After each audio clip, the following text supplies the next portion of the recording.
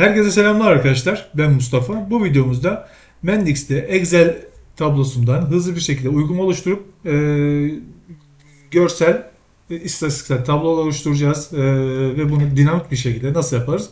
Bunu yakından inceleyeceğiz. Burada gördüğünüz Excel tablosu ile hemen bir uygulama oluşturalım ve uygulamamızı yapmaya başlayalım. Evet, buradan yeni bir uygulama oluşturuyorum. Ve buradan da Start from Spreadsheet'ten devam ediyorum ve Use this Starting Project deyip burada bir uygulamama isim vereceğim.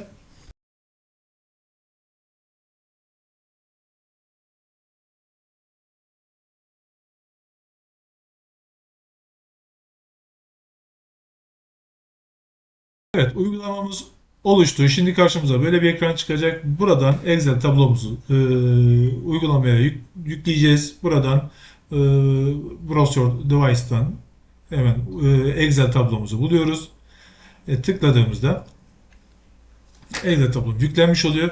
Ve buradan bazı seçeneklerle Excel tablomuzu düzenleyebiliyoruz. Yani hangisinin eklenip hangisinin eklenmeyeceğini buradan düzenleyebiliyoruz. Ayrıca bu alt kısımdan e, nedir formatları, data formatlarını düzenleyebiliyoruz. Yani enumeration'sa string'e dönüştürebiliriz. Bu kendisi otomatik olarak algılıyor. Sık tekrarlanan şey varsa enum yapıyor. Yoksa string olarak devam ediyor. Burada kendinize düzenleye bunları biliyorsunuz. Şimdi böyle bir kontrol edelim.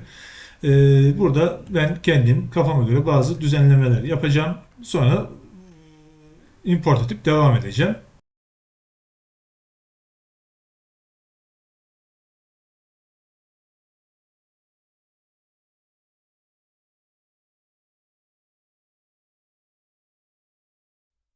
Burada sayfa oluşturmasını istiyorsanız burayı işaretlemeniz gerekiyor. Ondan sonra import deyip yükleme işlemine başlıyoruz. Gördüğünüz gibi burada e, birçok şeyi kendi oluşturdu.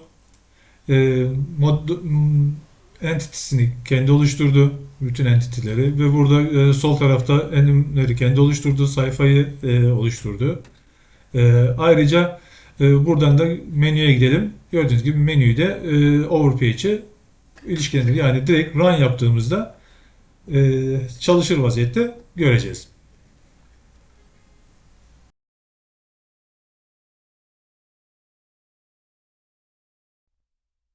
Bir web diyelim.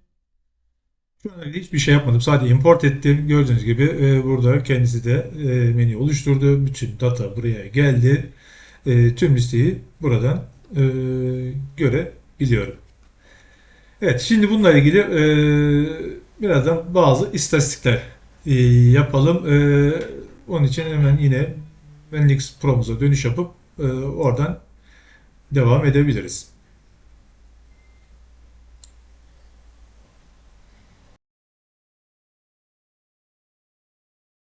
Şöyle nedir? Evet, gender'ı bir istatistiklerini alabiliriz. Hani male, female diye. Ona göre bu örneği yapalım. Şimdi buraya geldiğimizde hemen şuraya bir helper alacağım. Adına search helper diyeyim. Şimdilik. Buradan bunu non-persistable yapıp bunun adını bir title diyeyim. Yani başlıkların geleceği bir de sayısal değerleri gireceğimiz bir summary oluşturuyorum. İlk önce bir manuel bir istatistik alma yapacağız. Daha sonra bir dinamiğini de göstereceğim. Dinamik yapmayı. Şimdi buradan hemen şuradan evet buradan pipeline'ı seçebilirim. Pipe kartı. Öncelikle buradan bir örnek yapayım. Bunu çektim. Evet, burayı bir şöyle sayfasını da düzenleyeyim. Yoksa çok büyük oluyor. Şimdi burada yanında birkaç tane örnek koyacağım. Evet, 3 tane örneğimiz olacak burada. Evet, bunu MacroFlow'la bu şekilde şu anda mevcut olan şeyi kullanayım. Onun ismini de değiştirelim.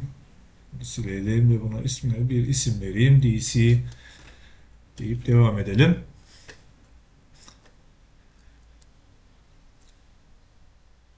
Evet, öncelikle datalarımızın hepsini bir çağıralım. Tüm datayı. Bunu çağırdıktan sonra Yeni oluşturduğumuz entity ile ilgili bir create list yapalım. Nerede? Evet, burada. Buradan bir create list. Evet. Şimdi şöyle bir genişletelim şurayı. Şimdi ne yapacağız? Buradan bir döngü oluşturacağız.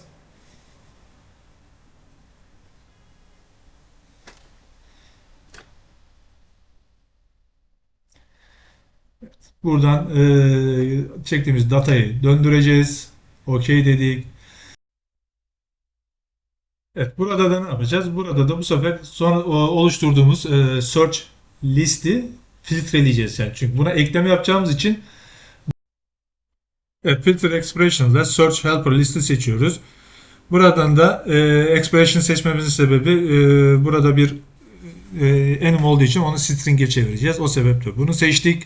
Yani buraya şimdi ne diyeceğiz? Get caption deyip bu çünkü buradaki değer enum. Enum'u string'e dönüştürüp string'le karşılaştıracağız. Eşittir deyip search list'teki yani yeni oluşturduğumuz listedeki karşılaştıracağız. Bakacağız. Eğer ki bunu bulursa sorun yok. Eğer ki yoksa yeni kayıt oluşturacağız. Yani if condition durumu yapacağız burada. Hemen bunun dolu mu boş mu bunu kontrol ediyoruz. Search helper deyip eşittir empty. Evet. Hatta bunu aslında bu tip şeylerde dolu değeri kullanmak daha doğru. Eğer doluysa bunu şöyle yapacağız. Evet, doluysa aşağıya doğru şöyle yapayım. Continue desin. Yani doluysa herhangi bir işlem yapmasına gerek yok. Evet. Herhangi bir kayıt oluşmadıysa da buradan bir kayıt oluşturacağım ama öncesinde bir filtreleme yapmam lazım. Hani burada bulunan boşsa filter dedim. Neden? Bu data listten şu anda interior olan yani dönüştürdüğüm şeyin şeyini yapıyorum. Kontrolünü yapıyorum. Onu herhangi bir kayıt buluyor. Daha da onları filtreliyorum. Yani mail dönüyorsa ilk etapta bu yani erkekleri listeliyorum. Eğer kadın dönüyorsa kadınları listeleyeceğim. Ki bunu ne yapacağım? Şimdi count'la buradan kaç kişi olduklarını hesaplayacağım. Burada ne yapacağım? Count diyeceğim. Evet, filtreledim. Bir dahaki eğer burada mail'de geldiyse bir dahaki döngüde ne olacak? Bu sefer female'i bulacak. Yani kadını bulacak. E, Böylelikle ikisinin de toplam değerlerini bulmuş olacağız ve böylece sadece non-persistable olarak listelerde, istatistiklerde göstermiş olacağız. Buradan ne yapıp seçiyorum? Yeni bir kayıt oluşturdum. Title'ı hemen şeyden gelen nedir? Döngüden gelen değeri yazıyorum buraya. Nedir? Gender dedim. Tabi bu enum olduğu için bunu get caption diyerek string olarak alacağım. OK dedim. Şimdi buradan da bu değeri kaç tane olduğunu çünkü hesaplamasını yaptım. Count olarak aldım. Şimdi en sona da ne yaptım? Bir tane create list oluşturmuştum ya burada en başta search listi. Evet ona ekleyeceğim. Çünkü yeni bir list oluşturduk ve ona ekleyeceğim. Buradan evet, yanlış seçtim. Şu search olacak.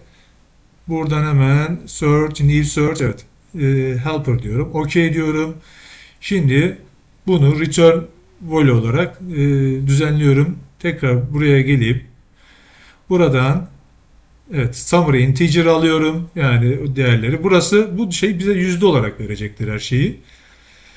Ama bir de nedir? Toplam değerlerini görmek istiyorum ben. Buraya o yüzden expression yapıp current page işte nedir hangi işte field mi mail mi title'ı ekliyorum. Bir araya şöyle bir iki nokta koyup total sayıyı alıyorum. Evet, burada bir boşluk. OK. Şuraya bir diyelim. OK dedik. OK dedik. Burada yapacak bir şey var mı? Herhalde yok. Şimdi bunu bir run yapıp çalıştırıp görelim.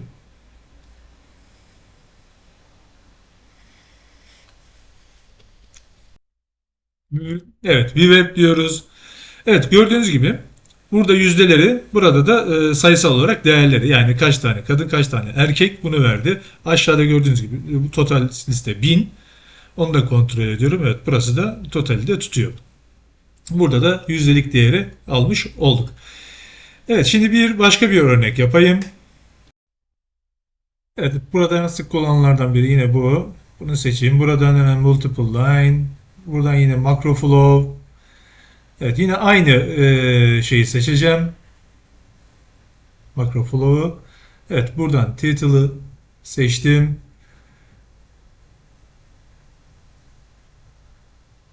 Buradan yine aynı şekilde benzer şeyleri yapıyorum. Burada title seçtim. Az önce evet, summary seçmiştim.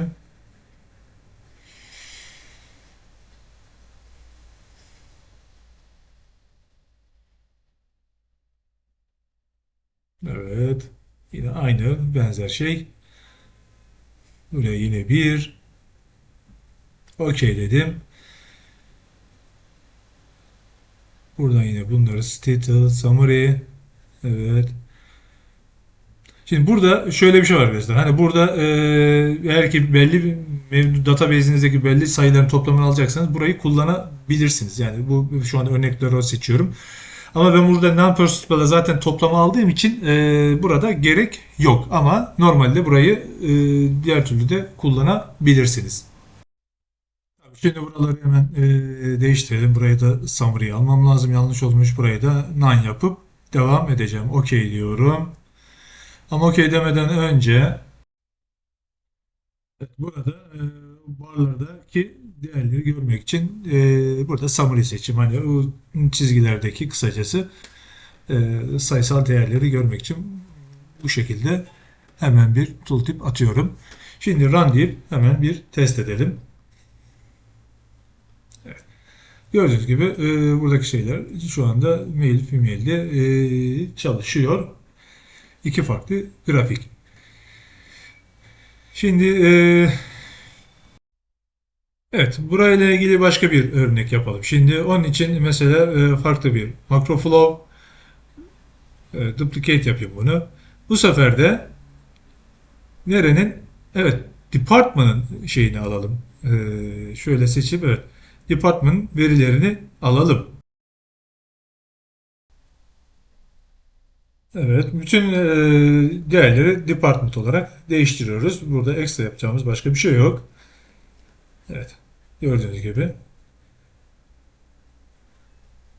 Evet, burası tamam.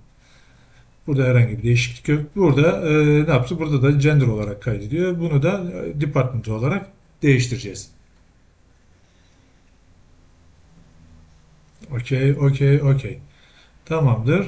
Şimdi tabii ki burada da diğer makro follow'u seçmemiz gerekiyor. Burayı atlamayalım. Okey dedik. Şimdi run deyip çalıştıralım. VWeb dediğimizde gördüğünüz gibi tüm değerler bize verdi.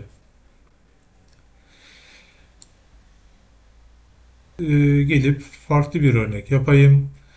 Ee, Yok. Aslında burada bu sefer kart değil de liste oluşturalım. Şu özellikle hangisini bu da hemen hemen zaten arkadaşlar aynıdır. Bunu koydum ama diğeri yaptığımızda aynı. O yüzden benzer şeyleri yapmaya gerek yok. O yüzden şuradan liste seçelim. Bunun için de Data Grid aslında bir kullanmak istiyorum. Data Grid 2 vesaire de kullanabilirsiniz. Data Grid 1'de Excel alma, hani Excel aktarma var. O yüzden hızlı bir şekilde Excel'e de aktarmak istiyorsanız verilerinizi DataGrid 1 ile bir örnek yapmış oluruz. Burada yine aynı şekilde sadece yapacağım şey MacroFlow seçmek ama şu 2'yi seçeyim. O biraz daha iyi oldu. E, Daha fazla veri var. Bunu bu şekilde yaptık. Öncelikle böyle bir çalışıp çalışmadığını görmek için bir run yapalım. Web diyelim. Evet. Gördüğünüz gibi böyle bir karşımıza liste geldi. Ama bunu bir şey yapalım, bir sort edelim. Onu da hatta şuradan yapayım çünkü her yerde kullanılabilsin. Şimdi buradan da evet neye göre sayısal değere göre evet bu şekilde sort yapıp bu sefer ne yapacağım? Bunu return böyle yapmam lazım. Tekrar run yapıp bunu çalıştırayım.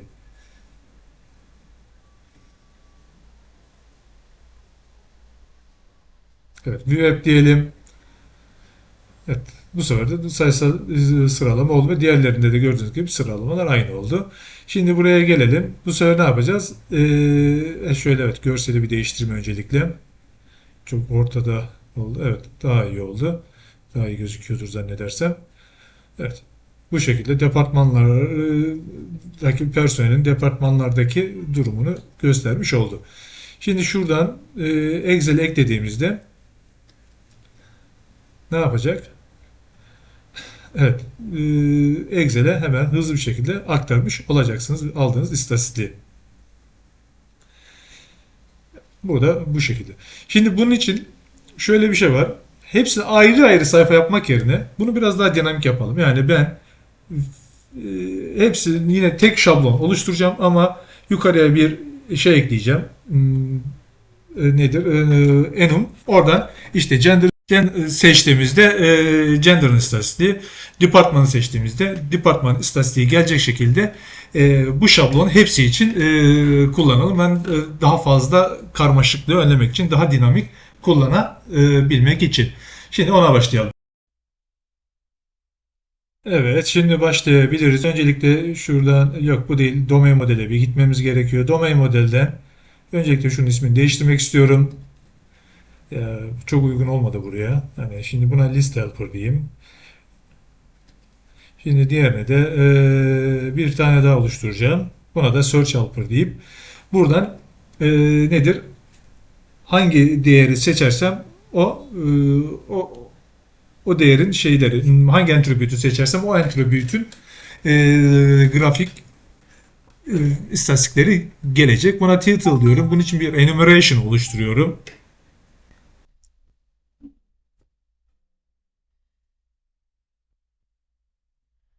Evet, burada ne yapacağım şimdi? Burada şu şekilde buradaki şu listeye geleyim.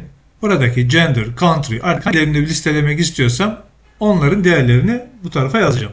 E, Orada da bunu sorguladığımda bu istatistik gelecek. Yani burada bakalım gender var, gözüme takılan department vesaire. Bu tamamen size bağlı. Ben şu anda bir örnekleme yapacağım. Ben kendime göre oluşturdum. Şimdi devam ediyorum. Ölümlerime okey dedim. Şimdi buradan hemen buraya bir şimdi ne yapacağım? Yeni oluşturduğum yeni oluşturduğum entity ile ilgili bir data view oluşturmam gerekiyor. Evet, buradan DC dedim. Hemen buradan create new object.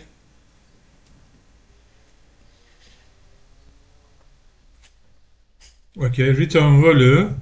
Burası tamam. Evet, buraya şöyle bir yapayım. Ee, Hemen hızlı olmak adına. Okay. Yes dedim. Evet. Şunları kaldırayım. Bunlara ihtiyacım yok. Şuraları hemen düzenleyeyim. Şurayı vertical yapayım. Şuraya no diyeyim. Okay. Evet. Şunu sağ klik yapıp drop down yapacağım. Evet.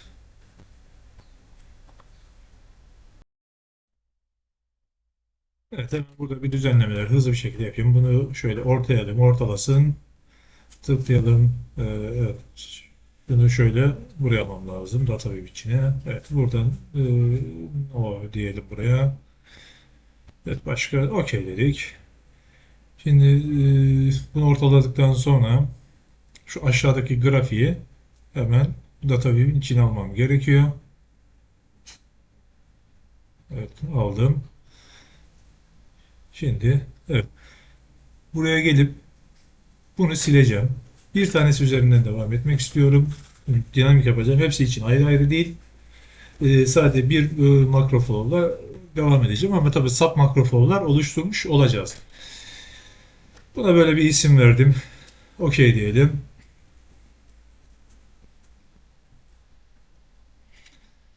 Bunu yaptık. Burası bu şekilde kalsın şimdilik. Evet, buraları düzenleyelim. Sort, buna da sort diyeyim. Okey.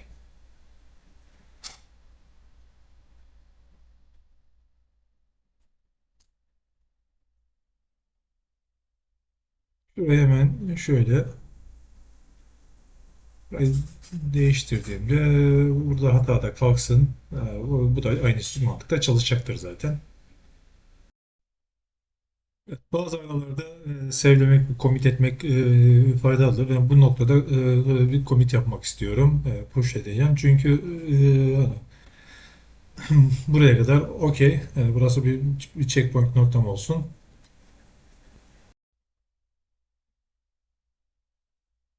Evet, şimdi buraya bir parametre ekleyeceğim. Yeni eklediğim data entity ile ilgili. Şimdi evet burada bu search'leri hemen hızlı bir şekilde ben değiştirmek istiyorum. Bunların hepsini liste yapacağım. Karışıklık olmasın. Yani aslında bu en baştan yanlış yapmıştım.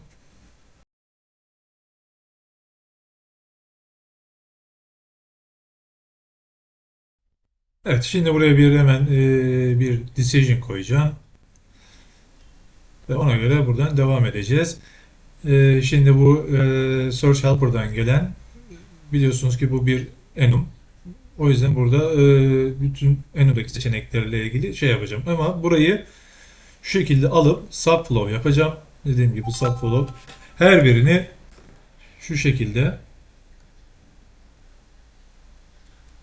evet, bunu ekledim. Bu neydi? Zaten department'dı. Şöyle, evet. Evet, department'tı. Bunu yapacağım. Ve diğerlerinde aynı şekilde mesela diğeri kopyalıyorum. Bunu bir örnekleme yapıyorum. Diğerlerini daha sonra hızlı bir şekilde ben yapacağım. Bunu da evet bu şekilde hemen değiştirelim. Evet. Buradaki aradaki tüm değerleri e, bu şekilde değiştireceğiz.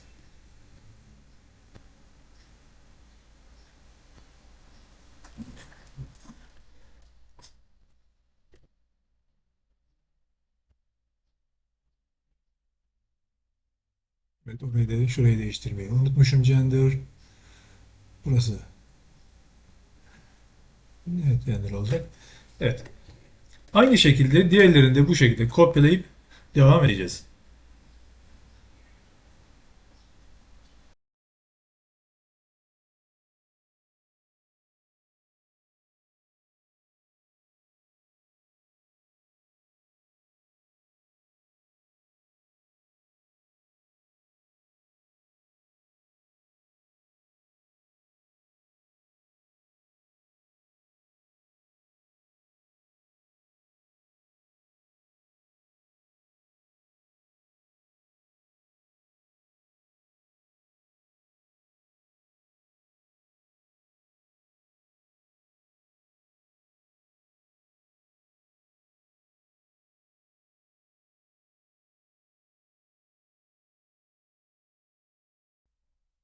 Evet, bu işlemi buraya kadar yaptık. Yani hangisini seçerseniz ona göre makroflow yönlenecek. Sub makroflow'la ama hepsinde tek makroflow kullanacağız. Buraya da hemen şöyle bir refresh yani değişiklik olduğunda sayfayı yenilesin ve değişiklikleri gerçekleştirsin diye e, hemen o event change ekliyoruz buraya.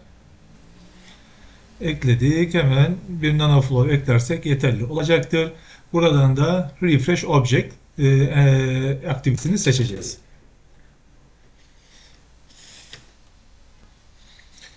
Okey. Şimdi bunu bir kapatalım. Şimdi hemen bunu bir test edebiliriz.